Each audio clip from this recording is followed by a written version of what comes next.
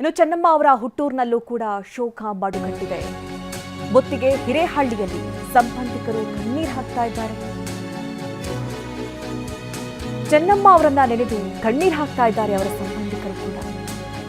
ಚೆನ್ನಮ್ಮ ನಮ್ಮನ್ನ ಚೆನ್ನಾಗಿ ನೋಡ್ಕೊಂಡಿದ್ರು, ನಾವು ಅವರನ್ನ ಕಳೆದುಕೊಂಡು ಅನಾರ್ಥರಾಗಿದ್ದೀವಿ.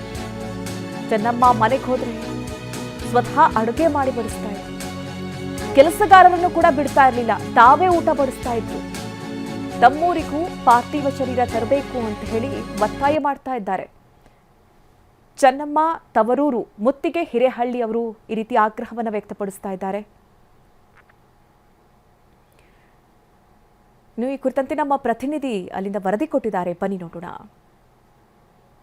ಮಾಜಿ ಪ್ರಧಾನಿ ದೇವೇಗೌಡರ ಧರ್ಮಪತ್ನಿ ಚೆನ್ನಮ್ಮ ಅವರು ನಿಧನ ಆಗಿರುವಂಥದ್ದು. ಚೆನ್ನಮ್ಮ ಅವರ ಹುಟ್ಟೂರಾದಂತಹ ಹಾಸನ ಜಿಲ್ಲೆಯ ಹೊಳೆನರಸೀಪುರ ಸಮೀಪದ ಮುತ್ತಿಗೆ ಹಿರೇಹಳ್ಳಿ ಗ್ರಾಮದಲ್ಲಿ ನಾನಿದ್ದೇನೆ.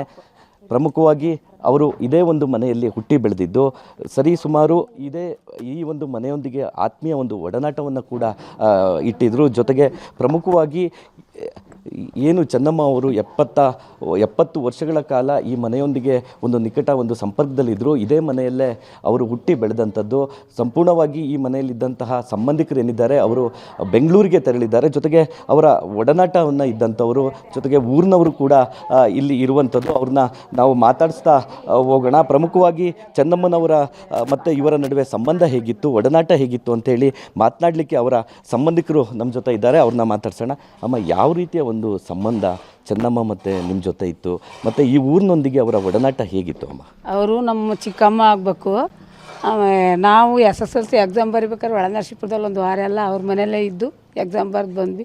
ಆಮೇಲೆ ನಮ್ಮ ಮದುವೆಯಲ್ಲಿ, ನಮ್ಮ ಮಕ್ಕಳು ಮದುವೆಯಲ್ಲಿ, ಎಲ್ಲರ ಮದುವೆಯಲ್ಲೂ ಅವರು ಬಂದು ಹೋಗಿ ಎಲ್ಲನೂ ಮಾಡ್ತಿದ್ರು. ಇಲ್ಲಿ ಯಾರೇ ಬರಲಿ, ಒಂದು ಬಡವರು ಅಂತ ಅಲ್ಲಿ ಯಾರು ಹೋಗಿ ನಮಗೆ ಹಿಂಗೆ ಅಂತ ಹೇಳಿದ್ರೆ ಅವ್ರನ್ನ ಹಂಗೆ ಕಳಿಸಿದ್ದೇ ಇಲ್ಲ. ಅವರು ಎಲ್ಲನೂ ಚೆನ್ನಾಗಿ ನೋಡ್ಕೊಂಡು ನಮ್ಮೂರವ್ರು ಬಂದರು ಅಂತ ಅಷ್ಟು ಇಷ್ಟಪಟ್ಟು ಮಾತಾಡಿಸಿ ಎಲ್ಲರನ್ನೂ ಇದು ಮಾಡಿ ಕಳಿಸ್ತಿದ್ರು. ಮತ್ತು ಇಲ್ಲೂ ಹಂಗೆ ಯಾರೇ ಬಂದರೂ ಇಲ್ಲಿ ಬಂದರೆ ಬರ್ದೇ ಹೋಯ್ತಿರಲಿಲ್ಲ. ಅವ್ರನ್ನ ನೋಡಿ ಮಾತಾಡಿಸಿ ಆಮೇಲೆ ಹೋಗೋರು.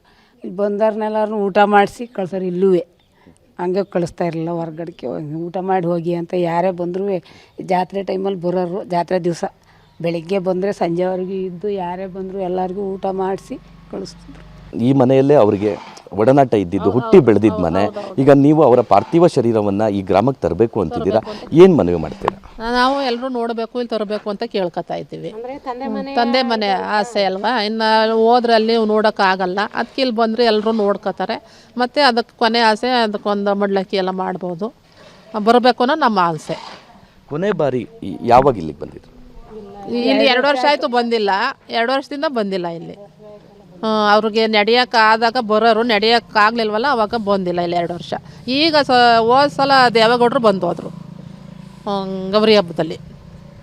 ಹಾಗಾಗಿ ಈ ಮನೆ ಬಳಿ ಪಾರ್ಥಿವ ಶರೀರ ತರಬೇಕು ಅಂತ ನಮ್ಮ ಇದು. ನಾವೆಲ್ಲರೂ ನೋಡಬೇಕು, ಇಲ್ಲಿ ತರಬೇಕು, ಅದು ಬರಬೇಕಿಲ್ಲಿ ಅಂತ ನಮ್ಮ ಆಸೆ. ಇದು ಊರಿನವರು ಮತ್ತು ಸಂಬಂಧಿಕರ ಮಾತಾಗಿರುವಂಥದ್ದು. ಕ್ಯಾಮ್ರಾ ಪರ್ಸನ್ ಹರೀಶ್ ಜೊತೆ ಅಶ್ವಿತ್ ಮಾವಿನಗುಣಿ, TV9 ಹಾಸನ. ಇನ್ನು HDD ಹಾಗೆ ಚೆನ್ನಮ್ಮ ಅವರ ದಾಂಪತ್ಯ ಯಾವ ರೀತಿ ಇತ್ತು, ಇಳಿ ವಯಸ್ಸಲ್ಲೂ ಕೂಡ ಎಷ್ಟು ಅನ್ಯೋನ್ಯವಾಗಿದ್ರು ಅವರು. ಚೆನ್ನಮ್ಮ ಬೇಡಿಕೆಗಳಿಗೆ HD ದೇವೇಗೌಡರು ಬೆನ್ನೆಲುಬಾಗಿ ನಿಂತಿದ್ರು. ಮನೆಯಲ್ಲಿ ಚೆನ್ನಮ್ಮ ಜೊತೆ ಮುಕ್ತವಾಗಿ ಮಾತನಾಡ್ತಾ ಇದ್ರು HD ದೇವೇಗೌಡರು. HDD ಚೆನ್ನಮ್ಮ ಮಾತುಕತೆಯ ಒಂದು ವಿಡಿಯೋ ಕೂಡ TV9ಗೆ ಲಭ್ಯವಾಗಿದೆ, ಅದನ್ನು ಕೂಡ ಗಮನಿಸ್ತಾ ಇದ್ದೀರಿ.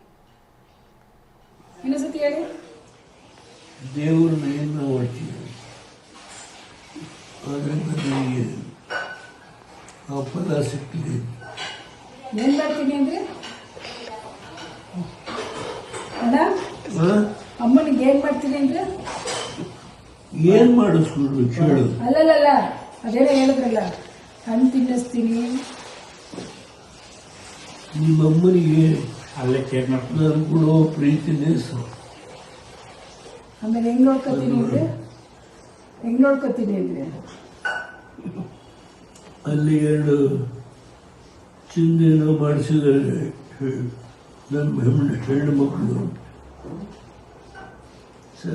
ಅಲ್ಲ, ನೀವೇನೋ ಹೇಳಿದ್ರಲ್ಲ, ಈಗ ಹಣ್ಣು ತಿನ್ನಿಸ್ತೀನಿ, ಅಲ್ಲ ಹಣ್ಣು ತಿನ್ನಿಸ್ತೀನಿ ಎಲ್ಲ ಹೇಳಿದ್ರಲ್ಲ, ಹೇಳಿ ಕೇಳಿಸ್ಕೊತೀನಿ ನಾನು. ಹೇಳಿ ಬಾಪ, ಪ್ರೀತಿ ಮಾಡ್ತೀನಿ ಹಣ್ಣು ತಿನ್ನಿಸ್ತೀನಿ ಹೇಳಿ ಒಂಚೂರು. ಹೇಳ್ರಣ್ಣ ಮಂಜಿನೇಗೌಡ್ರೆ, ಅಯ್ಯೋ ನಮ್ಮ ಗಂಡಿಗೆಲ್ಲ ತೋರಿಸ್ಬೇಕು ನಾವು, ಬನ್ನಿ. ಹಾ ಓ ಏನು ಕೇಳಿದ್ರಿ? ಇನ್ನೊಂದ್ಸತಿ ಹೇಳಿ. ದೇವ್ರನ್ನ ಏನು ಮಾಡ್ತೀವಿ,